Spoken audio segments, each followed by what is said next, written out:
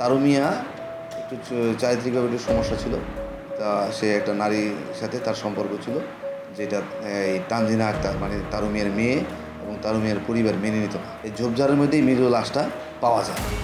লাশটা ছিল একটু পচা অর্ধগলিত অবস্থায় পাওয়া যায়।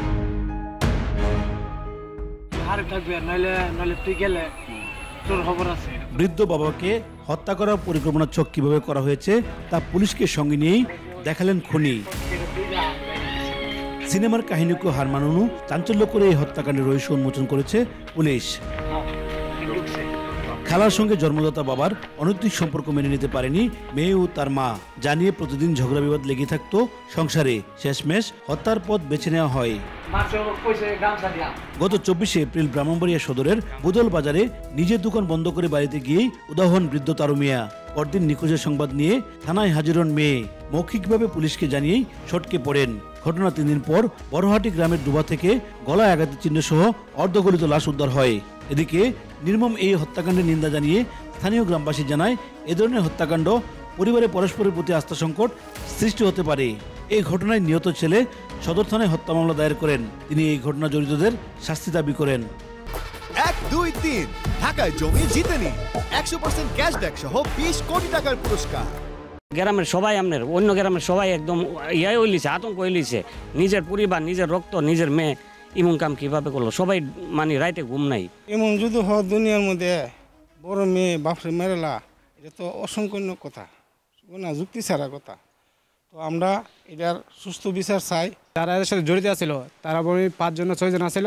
তাদের মধ্যে আমার বোন গ্রেপ্তার হয়েছে, আমার মা হয়েছে, আর একটা যে খুনিয়া ছিল সুমন, উনি গ্রেপ্তার হয়েছে। কিন্তু এছাড়াও আর বাইরে আছে প্রায় 4-5 জন লোক, ঠিক আছে। তাদেরকে এখনও পুলিশ গ্রেপ্তার করতে পারে নাই। তা আমি আপনাদের কাছে একটাই অনুরোধ, যারা এখন পর্যন্ত মানে বাইরে ঘুরে বেড়াচ্ছে তাদেরকে পুলিশের আওতায় ফাঁসি দেওয়া হোক।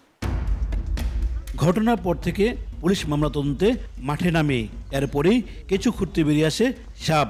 নিহতের মেয়ে তানজিনার কথায় সন্দেহ হলে মোবাইল কল লিস্ট চেক করে তার জড়িত থাকার বিষয়টি নিশ্চিত হয় পুলিশ। হত্যাদিন ঘুমের ট্যাবলেট খাইয়ে অচেতন করে গলায় গামছা পেঁচিয়ে শ্বাসরোধে মেরে ফেলা হয়।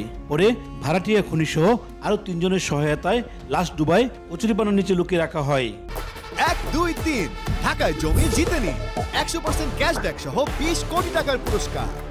তানজিনা আক্তার যে তারু মিয়ার মেয়ে, মূলত মূল পরিকল্পনাকারী, সে কয়েকজন লোককে ভাড়া করে। সে পূর্ব থেকে আজ থেকে প্রায় 5-7 মাস আগে থেকেই সে পরিকল্পনাটা করছিল যে কীভাবে তার বাবাকে মারা যায়। তা তার বাবাকে এই পরিকল্পনা করতে গিয়ে গত এই 24 তারিখ রাতেই প্রায় দিবাগত রাত 1টার পরে আগে তখন সে ভাত খেয়ে যখন ঘুমানোর সময় তাকে ঘুমের ট্যাবলেট খাওয়ায়। তো ঘুমের ট্যাবলেট খাওয়ানোর পর সে একেবারেই মানে তন্দ্রাচ্ছন্ন হয়ে যায়।